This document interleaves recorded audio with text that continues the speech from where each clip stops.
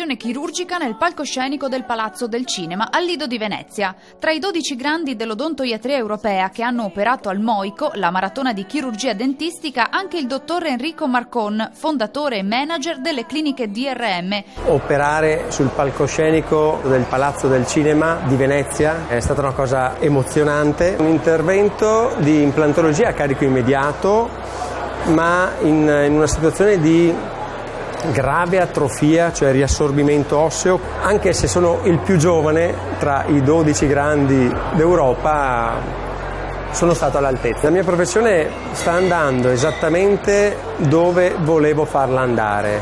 Ho sempre pensato di essere un punto di riferimento per colleghi e per i pazienti per questi interventi estremi di carico immediato, e diciamo che si sta realizzando questo sogno, perché ad oggi tutti i giorni opero pazienti spesso inviati da tanti colleghi che non praticano la chirurgia più estrema.